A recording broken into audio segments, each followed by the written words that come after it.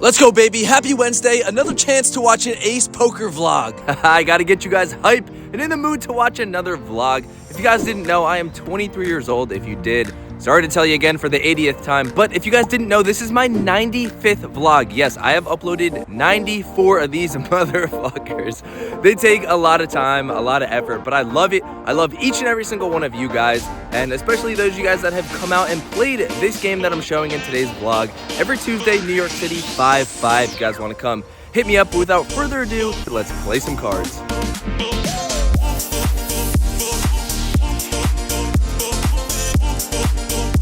Alright, like I said, 5-5 today, buying in for the game for $1,000. Let's get into the first hand. Starting the vlog off in classic Ace Poker fashion, we've got a suited connector, we open it up, we get 3-bet to 90, we make the call, and we completely whiff. So down 90 to start, and into the first hand we go. We sneak in one more loss with the suited connector, though I can't stay away from them, and then we look down at another suited connector, but this time we get into a crazy hand, so strap in. I'm in the big blind. It's my 5-5 game. All these guys are my followers, friends, so you know I'm in there with 7-4 out of the big blind. And we flop pretty good, just the absolute sack. I checked it over to the initial raiser. Pre-flop, he just raised to 20. I just made the call. He c-bet 30 on the flop. I just made the flat call. And on the turn here, it comes in a double flush draw. There's definitely a lot of different types of hands that he could have here and that anybody could have here, but I check it over to him, and he overbets the pot here, betting $230. Wow. And just some context here from the low jack. He said he's only playing for like an hour and a half, and then he's going, so he wants to get in the mix. I know this. I know he's probably bluffing here. There's not really too many strong hands he could have, besides an overpair or just a massive combo draw like ace-king suited, ace-queen suited. This player definitely could have something like 5-6 suited and actually still have some outs. But I think going all in is an overplay, so I decide to make the call. The river is the 8 of diamonds, and now I just want you guys to think what you guys would do here. Would you continue to check and, let him go crazy? Would you bet? Or would you do what I decide to do here? I decide to put out a little blocker bet. I bet just $110 into a pot that's around $600. I think this is absolutely going to confuse the crap out of my opponent. He might spaz out and jam with anything he's got, overpairs, his missed draws, anything that he was going to bluff with. And at the very worst, he might just flick in the call with something he was planning to check back on, something he was just overbetting the turn to see where he's at. And, once I call, he just knows I'm super strong and he's going to check back on the river. So this blocker bet does accomplish quite a few things here. And my opponent gives it quite a long think. And after his long think, he decides to go all in. We snap call, show the 7-4. We both laugh. He throws his cards into the muck. My boy Charles, he plays here multiple times a week. We're always battling. He got me in my 11K loss with the 4-6 suited for like 3.5K. So he owes me a little bit back, but oh my god, while we're racking up these chips, we peel pocket aces. Oh my goodness, on to the next hand. Unfortunately, we raised those aces and just took it down, so no hand to recap, but what's better than aces? Ace-king. Yeah, definitely not, but we open it up here to $30. Charles makes the call, so we're going heads up to a board of ace-king-jack. Nice. He checks it to me. We decide to check this one back. On the turn here, he actually just leads out for 50. Just going to make the call. Don't really feel like raising yet. He'll probably just snap fold to any raise. Going to a river, which is a jack. I hate to see that. He decides to bet 50 again, not folding. I make the call. I say I've got ace-king, and he snap throws his cards into the muck. Keep them coming, Charles. Keep them coming. All right, for the next hand, we've got jack-9 of clubs. A beautiful hand. We open it up to $20. Charles makes the call again. He's never folding, and the big blind comes along as well. So we're going 3 ways to a board of jack 4-3 rainbow with 1 club. Seems like a pretty good board to me. The big blind checks, I c-bet for 20, Charles makes the call, and the big blind makes the fold. Going to an interesting turn, which is the king of clubs. I think it's a pretty good card to check here, so that's what I do. Decide to check it over to my opponent, and now Charles bets out for $100 pretty quickly. Alright, not going anywhere, just putting in the call. And the river is a flush. Wow, okay, we've been running really good after our 11K loss. Sucks this is the 5-5 game, not the 5-10, but hey, can't complain. I check it over. Charles bets $125. We're obviously putting in the raise here. How much? I decide to go on the bigger side, as it seems like he might not be in the mood to fold today. I make it $500. Charles gives it some thought and decides to fold a king face up. Wow, good fold, Charles. We take it down. Wish we would have got some more value. Maybe could have gone a little less greedy, but hey, take down another one and let's keep it rolling. All right, if you come to my game, it's gonna get crazy. Like I've said before, every time there's a monotone board, so say 3 hearts, 3 spades, right on the flop, we do a bomb pot the very next hand. And for this one, we decided to do 5 cards. So as I'm flashing these 5 cards, you might be wondering what the fuck, but it's okay. Still PLO, you still have to use 2 from your hand and 3 from the board. Double board, things get a little bit crazy, but all you need to know is we've got basically the absolute nuts on the one board and 2 pair on the other board. 2 pair might not be good, but the second nuts is probably pretty good. So we see a bet to $75. We just make the call, and the small blind makes the call as well. So we're going to some rivers, which are pretty good. We've now got still the second nuts, but it's a better second nuts. But on the other board, we still have 2 pair, and the flush came in, so I don't really love that board. But on the other board, we're beating some of the full houses, so maybe we can make some money chopping this. Who knows? Let's see how the action unfolds. And the small blind leads for pot, which is about $400. The player who bet out on the turn gives it a long thought and decides to fold, and we just throw in the snap call. And let's head to the audio. I assume we chop. I think I got both. Both on top and not flush on. Yeah, I don't really know how you could have it losing that. Those are 2 crazy rivers right there. Nice. We get absolutely fucked. Second nuts into nuts. Thought we were going to at least make some money on a chop, but instead we wound up losing over $500 in this hand. Bye-bye profits for the day. Let's head to the next hand. Damn you, Josh. It's alright though. Next hand, we've got Queen Jack offsuit. We call an open to 35 on the button, and we flop a queen.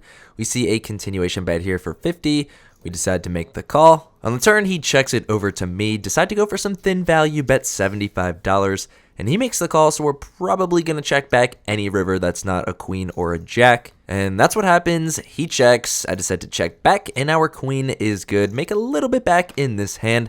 Still up like 350 on the day. Not all of our profits are gone, so let's just keep rolling, see if we can get back to that plus 1,000 mark. Now we get a little bit frisky here. A little bit lower stakes, more fun environment. Can pull off these kind of plays, whereas 5-10, this would be for a lot more money, so not too comfortable in those games to do this, but here we're in the $10 straddle with the queen 10 of clubs. There's an open first to act to 35, 1 call, and when it's back on me, I decide to 3-bet here to 110, and immediately I am kicking myself because this should be much, much bigger. We are out of position, and we don't want to give an attractive price where we're going monkey in the middle between both players. We're in position versus one guy, out of position versus another. This 3-bet should be somewhere in the range of like $150, could even go much, much bigger, like 210, but 110 is what I did, and both players make the call, so probably the worst situation out of them all. So looking for some help on the flop, and no. But the board does come 8-5-3, so 1 club. So we do technically have a backdoor flush draw, but the bright side is this board should not be connecting with them at all. It's super hard to have a good hand on this board unless you obviously have pocket 8s and pocket 5s, and that's about it. So a large c-bet should take this down a large percentage of the time, and that's what I do. I decide to c-bet for $175. The initial raiser quickly gets out of the way. He was the one I was probably most worried about, but this other caller thinks for quite a long time. I start to sweat, the heart starts to race a little bit. Can we get it through? One time, please, and yes, he folds. We get it through. Bang, in your face, baby. Show that bluff when you bluff. On to the next hand. For the next hand here, we've got pocket 5s on the button. The cutoff opens. We make the call, and we flop a set. My goodness, where was this run good when we were losing $11,000?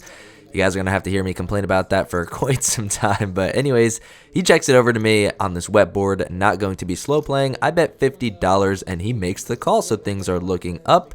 But the turn is quite gross. So many straights can come in. And obviously the front door flush draw comes in. He checks. Not going to be checking here though. I bet $125.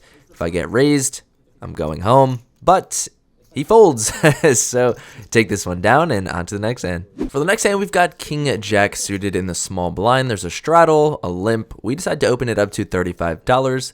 The big blind and the one limper make the call, so we're going 3 ways to an ace high super dry board. Gonna be c-betting this all the time, so I c-bet, the big blind folds. Now the limper decides to raise. And I always thought it was super weird when people decide to raise ace high boards versus the initial raiser.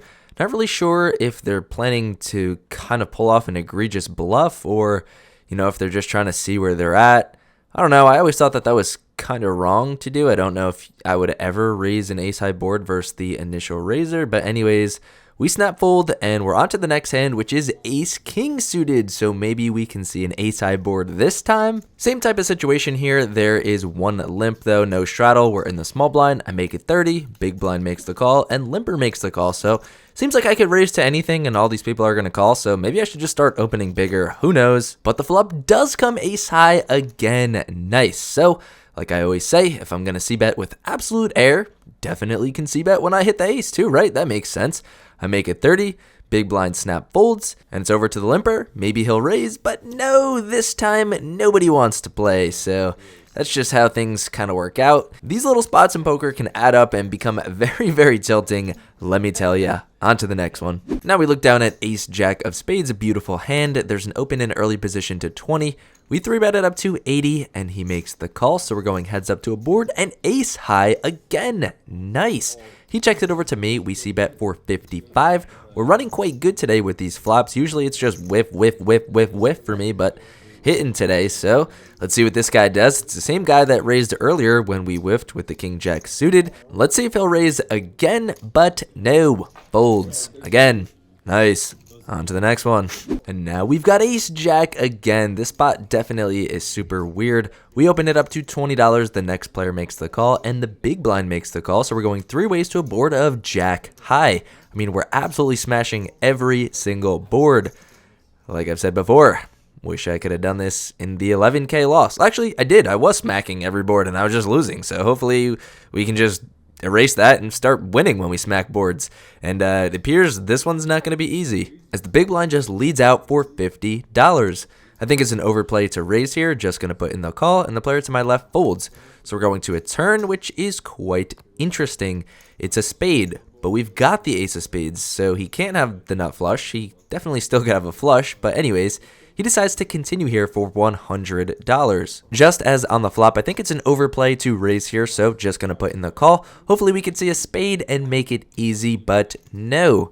But it is a brick. It is hard to have some super strong hands here, and when my opponent checks, just based off the way that he's been playing and just seeing some of the things that he's done, I do think my ace jack is good, and I do think I can get some value from something like king jack, queen jack, jack 10, and I bet out here for $200. Might be too thin, but that's the name of my game, thin value. If you can get, a couple hundred here and there, it will add up and you will make a lot of money. And when my opponent doesn't snap call, doesn't snap fold, and goes into the tank, I do think that we have the best hand, and I am rooting for a tank call, but after the longest time, my opponent goes all in. Nah, I'm kidding. He just folds, and we take this one down. All right, the final numbers after all these crazy hands, we won $1,275, which is super, super awesome. I'm going out to Vegas from the 8th to the 22nd for the Win Series. If you guys are out there, hit me up. So the next couple vlogs might be some Resorts World, some Win Cash, see if I can make some money there for the first time. But as always, playing some GG Poker on my phone if you guys want to play online with me. Here's the code to join, number to deposit, withdrawals at the top. As always, thank you guys so much for watching. I hope you guys have a good week. Great week. Peace out. Catch you guys next time.